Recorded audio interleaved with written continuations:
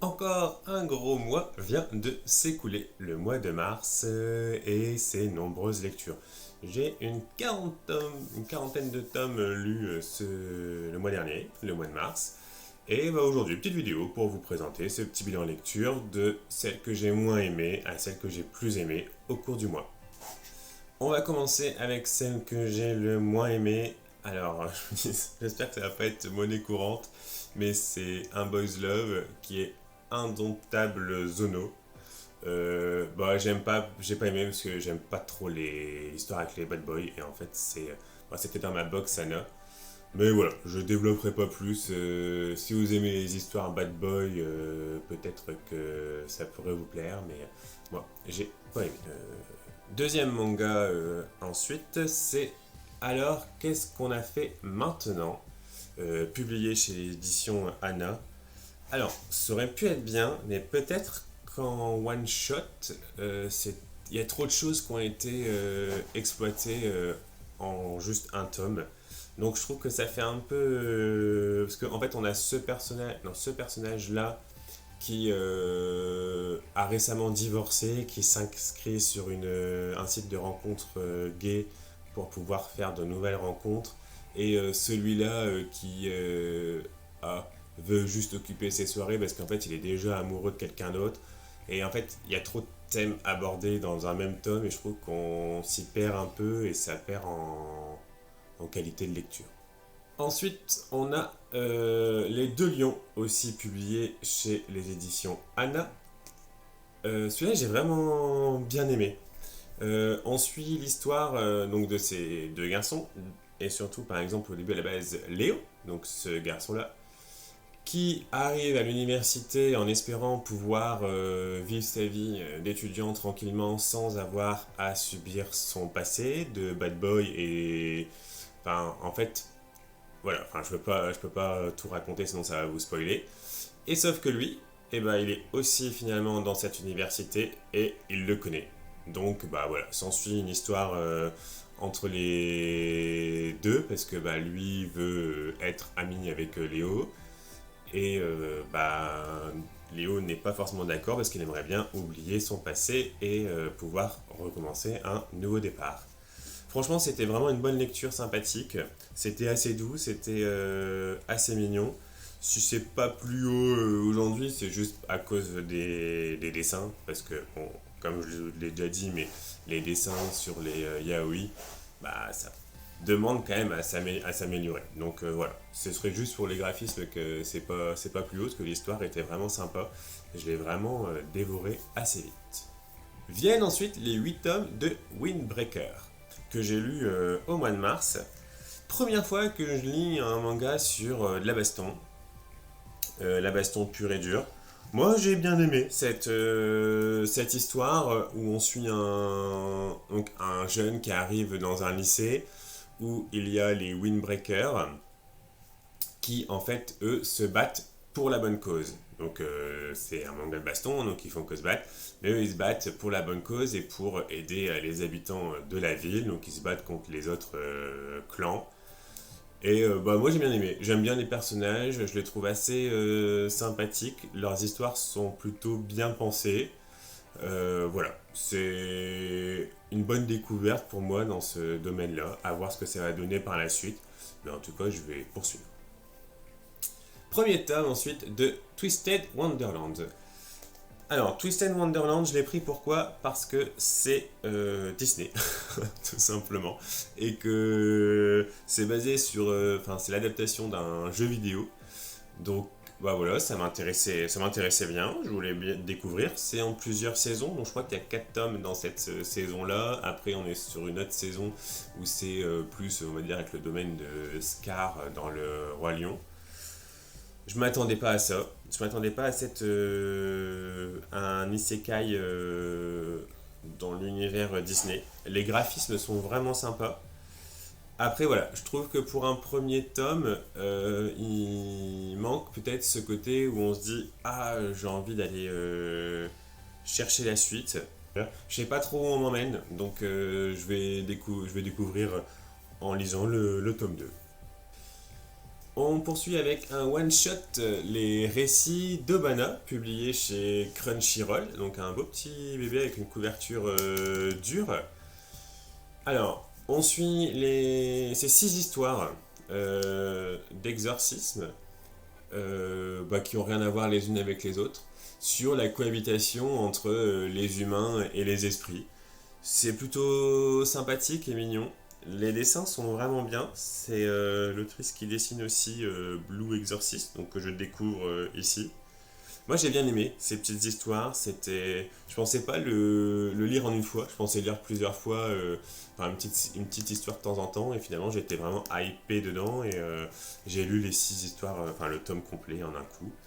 Et c'était vraiment sympathique parce que je trouve que c'est d'une vision un peu plus humaniste dans le sens où peut-être qu'il y a des esprits, peut-être qu'il y a des résidus dans la maison, mais comment on peut faire pour les régler, quel est le problème.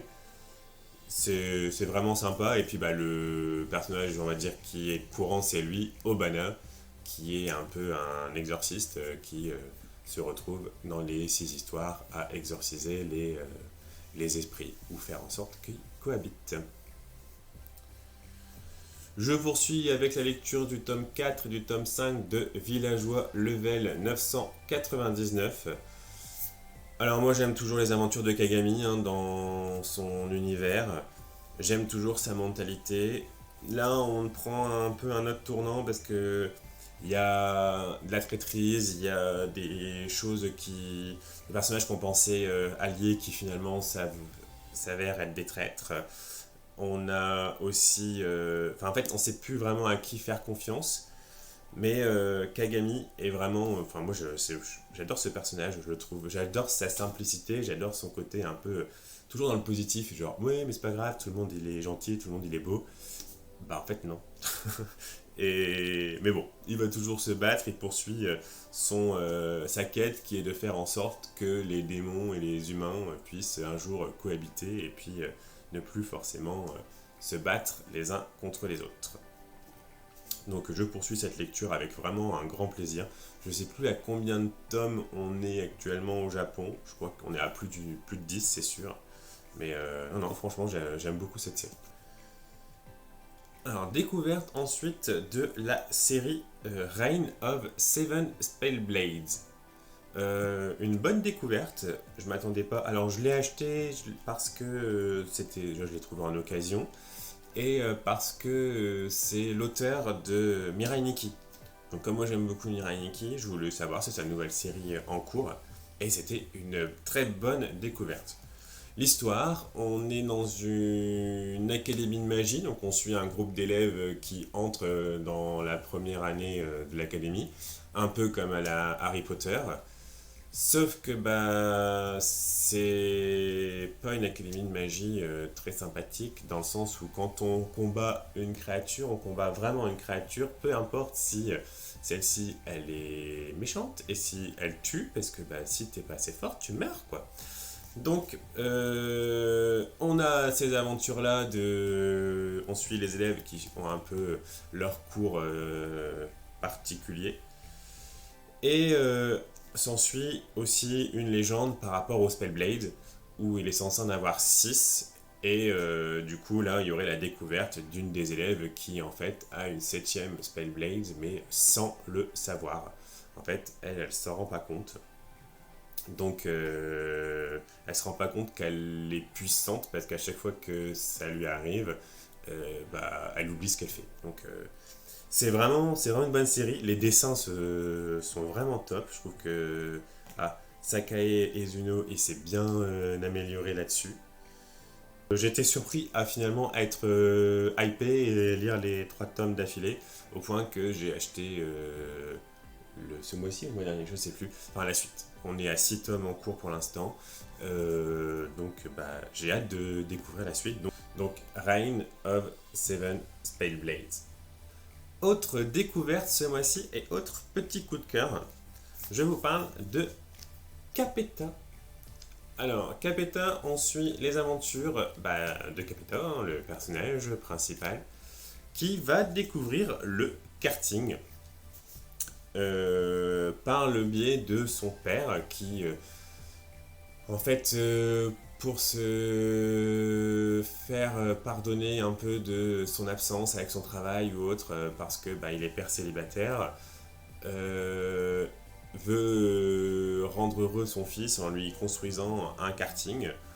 Sauf que Capeta, il connaît pas de base le karting et il va finir par le découvrir et il va tomber amoureux de cette discipline au point que il va de fil en aiguille se retrouver à faire des courses et des compétitions avec le karting que son père lui a fait.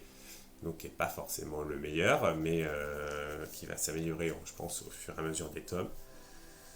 Et franchement, c'était une très bonne découverte. C'était un plaisir que de lire cette série que j'ai dévorée. Pour l'instant, il n'y a que 4 tomes de sortie. La série est terminée en 32 tomes au Japon. Elle est vieille, hein. Elle est sortie. Enfin, si, elle est vintage aujourd'hui. Parce qu'elle est sortie. Ça a commencé en 2003. De 2003 jusqu'à 2013.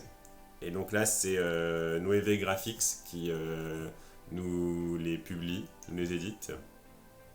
Et franchement, j'espère qu'ils vont vraiment aller jusqu'au bout et assez rapidement. Parce que c'était une très bonne découverte. Peut-être que les graphismes au début peuvent en rebuter plus d'un, parce qu'on sent que les visages ils sont un peu. Voilà, ça début des années 2000. Mais vraiment, je m'attendais pas à être autant hypé dans la course automobile. Dans le fait de vouloir absolument accompagner Capeta et de se dire qu'il va finir par s'améliorer et évoluer dans cette discipline. Et je sais pas, je trouve que les personnages. Capeta, il est vraiment assez spécial parce qu'en fait, il a ce côté de retenue où lui, ce qui lui plaît, c'est vraiment de se dire la vitesse, il veut s'améliorer, il veut. Mais il n'est pas dans le côté de base compétition et en fait, il est amené là-dedans parce que pour pouvoir s'améliorer et prouver sa valeur, il faut un peu aller dans la compétition pour dire si je suis le numéro 1, c'est que je suis le meilleur. Mais lui, ce qu'il veut, c'est s'éclater sur la route. Il veut s'éclater sur la piste.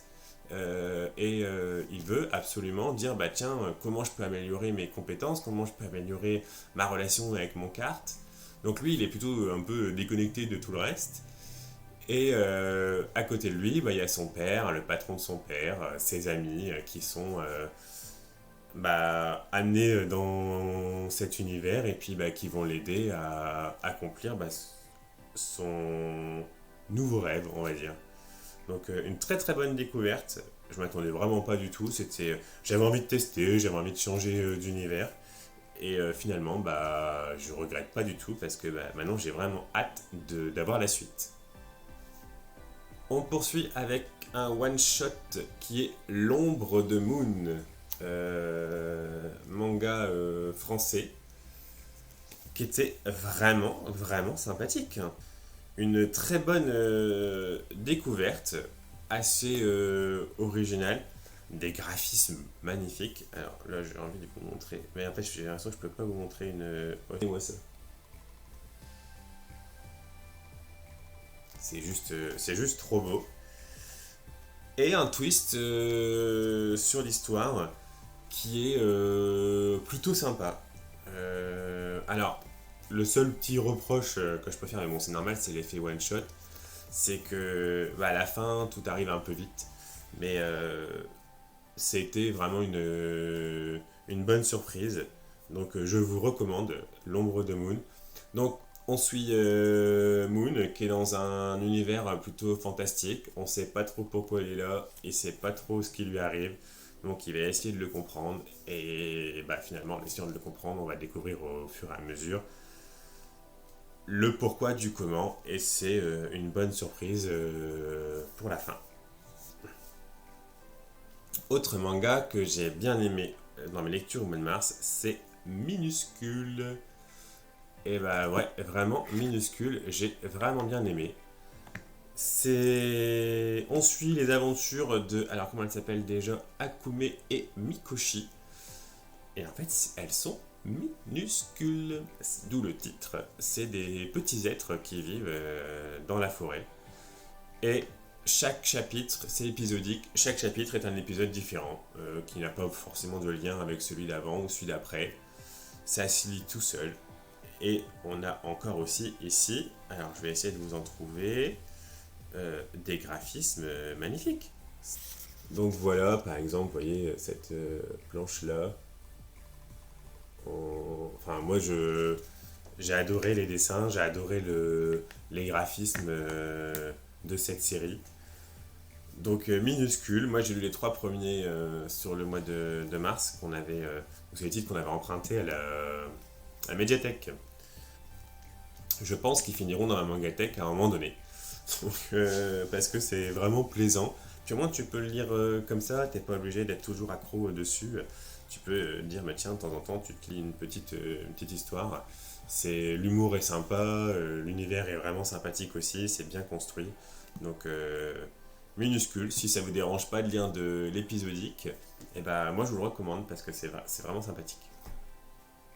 Je vais ensuite vous parler de 2 titres, Le mari de mon frère et Dear Jean. Hop, hop, hop, j'essaie de bien le montrer, hop, dans ce sens-là. Je vais pas plus développer sur ces 2 séries parce que bah, je vous en ai parlé dans la vidéo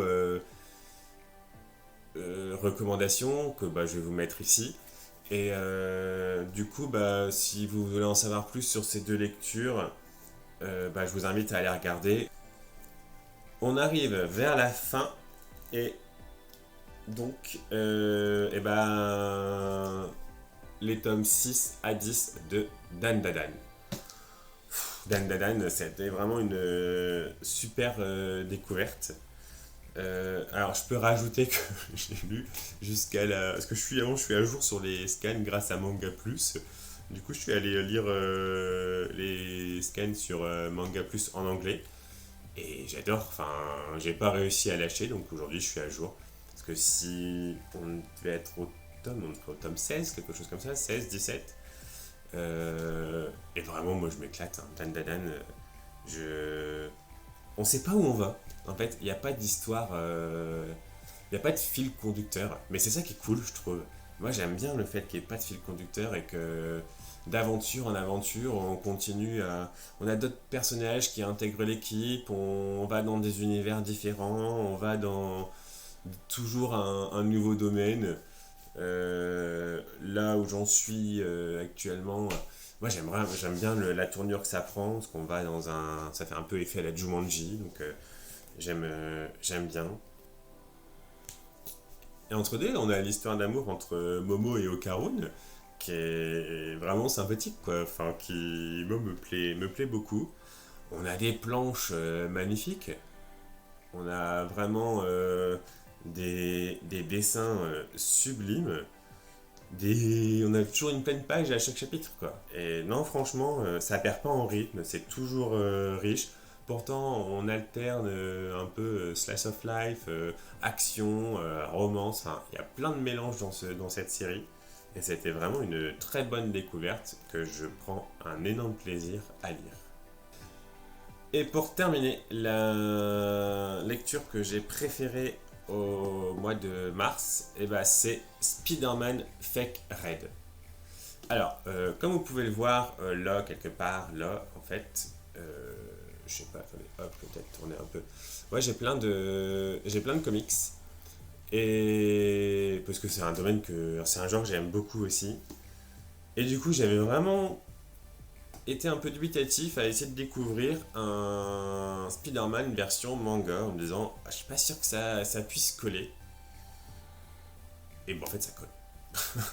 En fait, ça colle très bien. J'ai trouvé que l'auteur a fait vraiment un bon exercice sur ce tome-là. Limite, j'aurais envie d'en avoir d'autres et d'en avoir plus. Mais bon, je trouve finalement c'est pas si mal d'avoir un one shot et puis de se dire bah voilà, c'est tout, on a que celui-là, un peu comme quand des fois on a des arcs de comics qui se font qu'on a en one shot et puis hop, on passe à autre chose. Mais c'est un bel hommage à Spider-Man, c'est vraiment un excellent travail avec des graphismes dignes des comics. Donc franchement, si vous aimez Spider-Man ou si vous voulez découvrir Spider-Man, je vous invite à lire cette lecture, comme je vous ai aussi parlé dans la vidéo recommandation. Et voilà pour les lectures du mois de mars, qui est encore un beau mois de lecture. En fait, je m'en lasse pas, finalement, depuis que moi j'ai vraiment redécouvert le manga. J'ai envie de tout découvrir, donc je me restreins pour dire, voilà, je commence quelques séries, mais je poursuis si j'aime bien et j'essaie d'aller au bout pour pas avoir trop de retard. Donc, des bonnes surprises, vraiment des bonnes découvertes. Je regarde à chaque fois mes tomes là, parce que ça fait une belle pile. Donc, dites-moi, vous, ce que vous avez lu au mois de mars ou ce que vous avez découvert.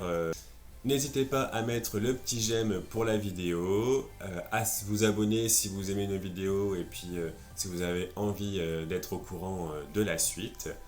Et puis, je vous dis à bientôt!